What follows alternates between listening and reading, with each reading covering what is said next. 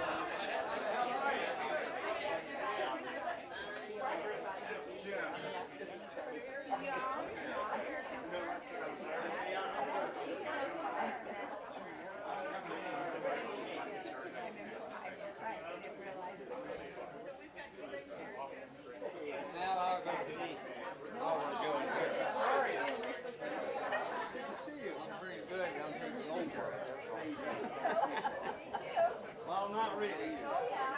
You've got a ways to go.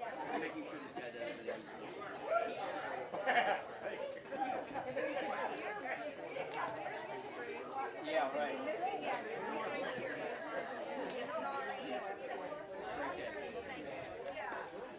Okay, E. How's the appearance? Yeah, right there.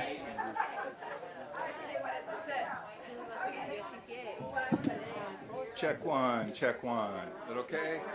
Got vocals? Can you hear that in the back? Not really? All right. All right. Okay. We'll get it. We'll get it sorted. Check one. All right, we'll get there.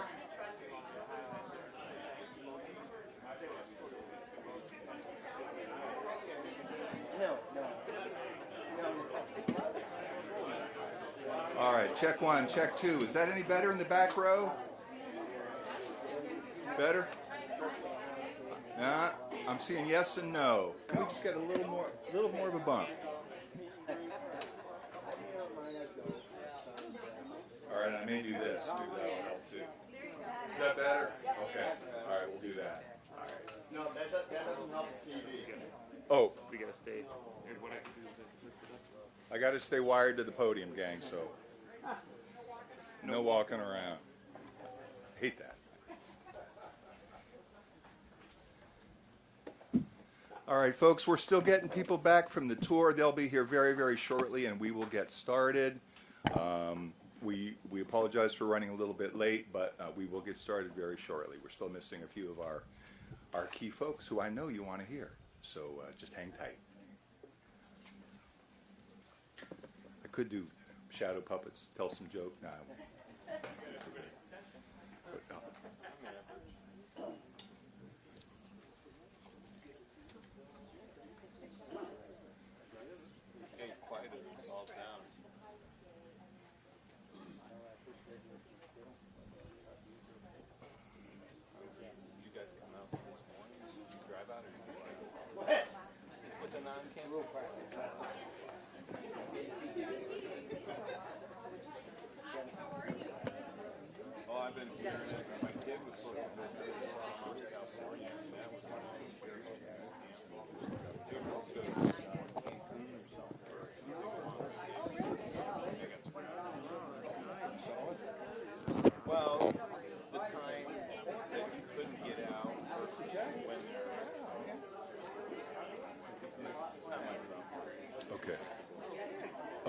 Okay, all right, so I gotta stay pretty close. All right, you'll do.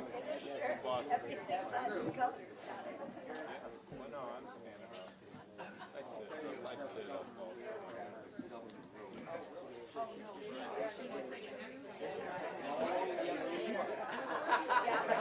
Oh, what an interesting.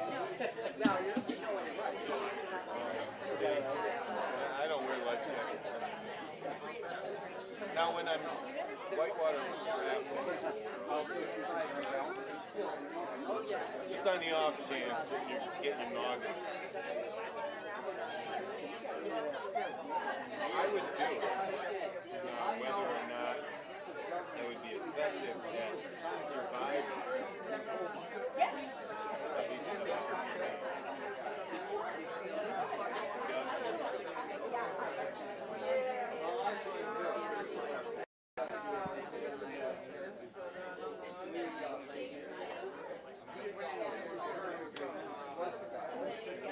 Well, that's where Roger and I used to go before electric fishing. We're actually. Well, I could have. Why? I thought of that first because it's like on the same damn road. You can't swim. I don't know.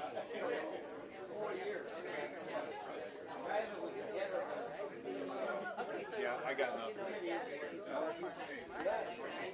Hour and 15.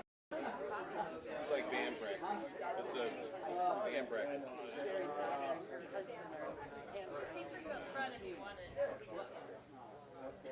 I'm not a copywriter. Cameron didn't. I did. Yeah, I just don't. I just do very simple business. And I just basically just do it.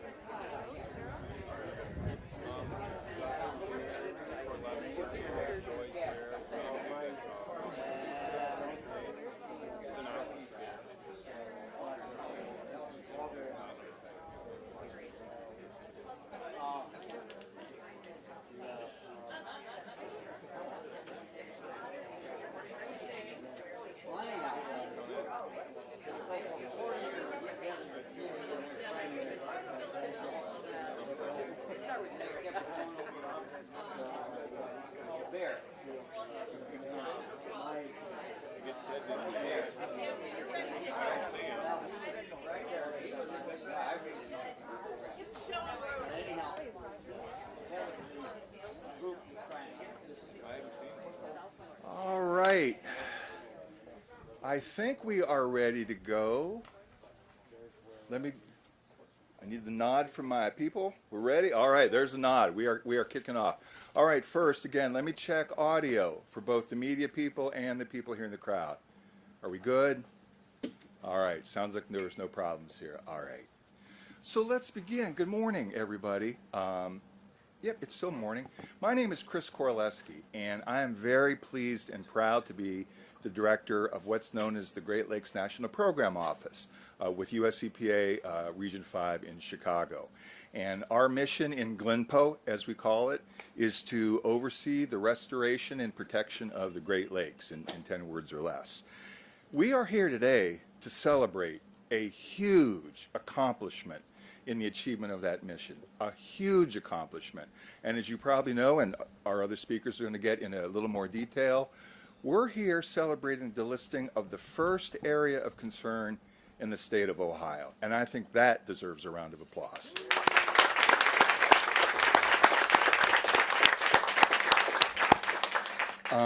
I'm just to make a few quick comments. First, to get this done has taken about 30 years. And some of the people that you're going to hear from today have been here from the beginning. But just reflect on that for a moment. 30 years of concerted effort. It took money, it took partnership from everybody, from folks here in Ashtabula to US EPA to the state of Ohio, which did an incredible job working on this project. We're going to talk about that later, and we have Governor DeWine. From the federal government, we have Janet McCabe here that provided a lot of federal dollars, but there was also a lot of industry money that went into this and local money. It took everybody. And just real quickly, Think about this. Among other things, the cleanup resulted in 14,000 pounds of PCBs taken out of that river. PCBs are carcinogens. Now, I don't know what 14,000 pounds of PCBs look like, but that's a lot. And that's just a small component of the work that was done here. Depending on which engineer you talk to, there were 600 to 700,000 cubic yards of contaminated sediment dredged out of this river over that period of time. That's a big job and a lot of work. But I'm not going to tell you about the whole project. We could spend all day telling you nothing about the details of the project. We're going to get started on the program. And first, I'm very pleased to introduce the Ashtabula City Manager to welcome you on behalf of the City of Ashtabula, Mr. Jim Timonier. Jim, come on up.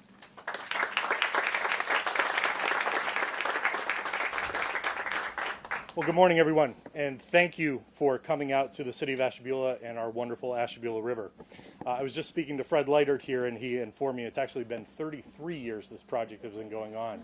So, as a person born and raised in Ashtabula, I was 11 when this started. My grandfather was on city council for 26 years, and I know he was also intimately involved with this project, and I'm sure he's looking down on us today and very happy that we are here delisting the river.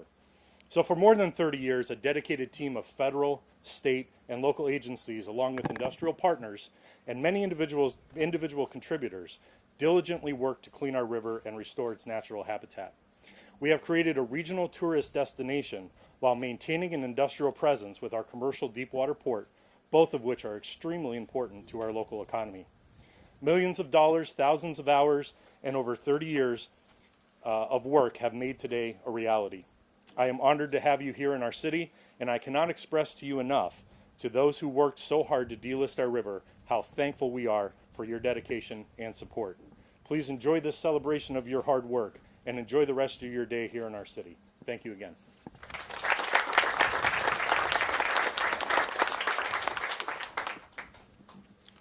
Thank you, Jim. It's a pleasure for all of us to be here today. Well, next, I will just tell you very briefly that this project has been incredibly important to US EPA. I can tell you that as the Glenpoe program director, I have been laser focused on this for the 10 years that I've been there, as have a number of other people. But it's not just the Chicago office that's been interested in this. This project has generated great interest in our headquarters as well. And I am delighted to tell you that we have here this morning Janet McCabe, who is the 16th Deputy Administrator to US EPA. Took that job, I believe, in April, just in April. But if you're in the environmental business, you know that Janet has been around for a good while. She is rejoining US EPA under this administration, and we're very pleased to have her back. And when she wasn't working at EPA prior, she was also being a professor at Indiana University. She was running an institute devoted to environmental resilience out of the University of Indiana, or Indiana University, I should say. And also has worked in numerous environmental fields, including state environmental resource agencies and also children's protection agencies. So the fact that Janet is here today is an indication of US EPA's considerable support for this project. And Janet, please come up.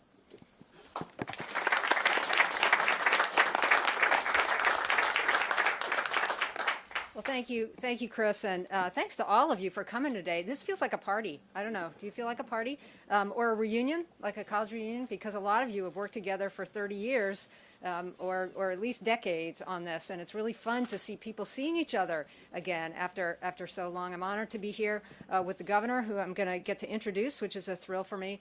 This is my first live event for EPA. I don't know about you guys. It's the first live event that the EPA Region 5 office has done since the beginning of the pandemic. So I can think of no better one to do than one that is such a big deal as this one. We're excited to be back on the road, maybe a little bit rusty at the actual not dealing with people over Zoom. But I'll take it, you know, I'll work my way back into it.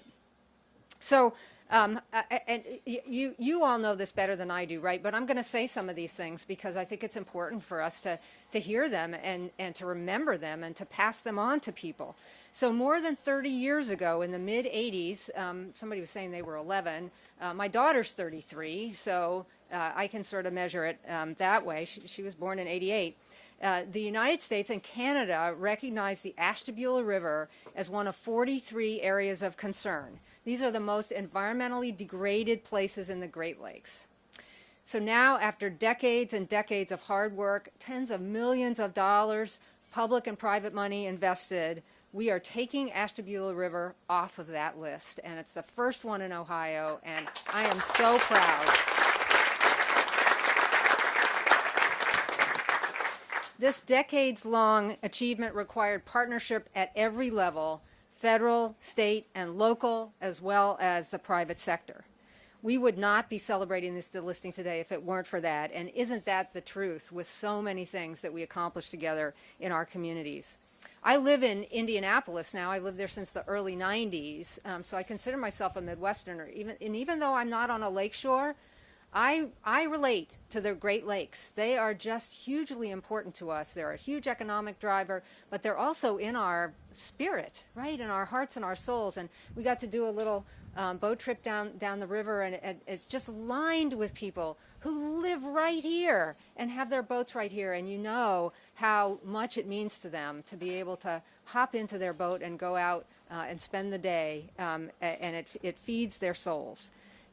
We have a proud industrial heritage here in the Midwest, but unfortunately, a lot of that has come with a legacy of pollution that has taken us a long time to figure out that we need to do something about and clean it up. So this river in particular faced a host of issues that affected the food web, caused tumors and deformities in fish and other river life, made the fish uneatable for humans, dangerous for humans. These were big challenges that we all wanted to tackle together. So I'll throw a few statistics out there, and I hope I get them right. Somebody will correct me if I haven't. $67.5 million, more than that, was used to fund the cleanup and restoration projects, some of which you can see right here. Chris mentioned the thousands, hundreds of thousands of cubic yards of sediment. I'm told that if you had 350 football fields and you spread that sediment a foot thick, a foot deep, that's about the area that we're talking about here in terms of sediment. That is a lot of sediment. And 14,000 pounds of PCBs. PCBs we talk about in terms of parts per million, parts per billion, right? This is tons of PCBs, hugely important. Another great thing, not just getting the toxics out of the river, but restoring the habitat so that herons and ducks and geese are now over there because there are fish there and there are little critters that live there, and that wouldn't be there but for this. So we started working those many years ago, worked with the Ashtabula River Partnership that brought together so many organizations and community leaders and businesses, which, again, I just want to emphasize, and I don't know if any of the representatives of those businesses are here in the audience, but if they are, thank you for standing up and putting your effort and your commitment into this environment and working with everybody to help clean it up. The Great Lakes Restoration Initiative helped us get all this across the finish line, and Governor DeWine's leadership in the Senate and as governor has been absolutely essential to getting people to pay attention to this and getting legislation and then getting that legislation funded in order to do all this. Projects like this do much more than just restore the environment. They really help revitalize communities that depend on these resources, and communities that often feel like they're left behind and ignored. And they're struggling with this legacy of pollution that is bigger than any one person to try to fix. We know that for every dollar invested in cleaning up the Great Lakes, that generates more than $3 in economic activity. I think for anybody's measure, that is a good deal, right? And we need to celebrate that. So this is the first AOC to be delisted in Ohio. It's only the 6th U.S. area to be delisted. We've got 3 more or 4 more in Ohio? 3 more, and I understand that work is well underway on that. So we just need to celebrate this restoration of such an important economic, recreational, environmental, and I honestly would say spiritual asset and wonder for this part of the country. So speaking on behalf of my new boss, EPA Administrator Regan, who's traveling in the West Coast today, let me emphasize that at EPA we will continue our mission to protect and restore the Great Lakes. And having somebody like me there from Indiana, you bet that's going to happen, right? We're going to keep cleaning up these AOCs. We're going to keep working on nutrient pollution and harmful algal blooms. We're going to keep those carp out of the Great Lakes and the mussels where they belong, and restore the natural habitat so that it will keep our shorelines resistant. No more cottages falling into Lake Michigan, please. I also pledge that we will continue to be an engaged and cooperative partner all across the state of Ohio and the Great Lakes region as we have done here. I want to draw attention to a couple of people. I wish I could meet all of you and hear all your stories, and I know it's dangerous to single out a few people to mention, but I just want to mention them because as I understand, their involvement in this has been just extraordinary. And I think they're all here today, and that is Scott Sanowski, Amy Pelka, and Mary Beth Giancarlo. So I think they deserve applause and appreciation from us.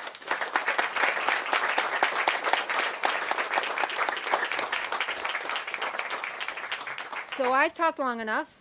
It's now my honor to introduce Governor Mike DeWine. You guys all know him better than I do, and you get to vote for him. I don't get to vote for him. He's been a staunch advocate for water quality his entire career. And soon after becoming governor, he launched the H2 Ohio initiative. Need to think about something for Indiana that starts with I there, which focuses on improving Lake Erie's water quality and improving water infrastructure in disadvantaged communities. And I heard him just a minute ago talking about how much he loves wetlands and building wetlands, and they're so important. He was in the Senate for many years, chaired the Great Lakes Task Force, where he and others worked on a number of initiatives to protect the Great Lakes, and had a direct role in eliminating the contaminants here in the Ashtabula River.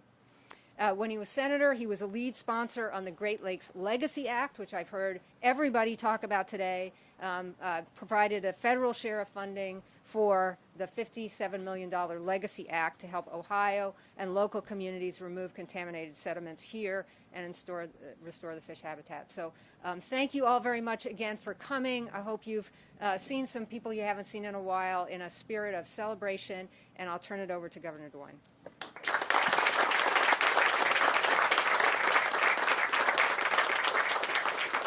Well, Administrator McCabe, thank you for coming. We're delighted to have you here and take a little boat ride today together. It was great. This is a absolutely fabulous day for Ashtabula, and it's also a great day for the state of Ohio. If you look at the assets and the great things that we have in Ohio, any list, you have to start with Lake Erie. And what's been accomplished here in Ashtabula, I think, is an example of what we can accomplish other places, not just in Ohio, but frankly, really, really across this country. And it truly does take a lot of different people to do this. It takes federal government, it takes state, it takes local, but it also takes the private sector. There's a lot of private money in this as well. So I think, I want to salute all the leaders in the Ashtabula community.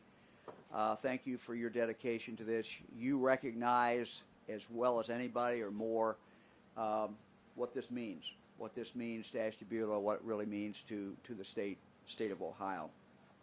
A little history. The administrator talked about 1987 when the river was declared a Great Lakes Area of Concern.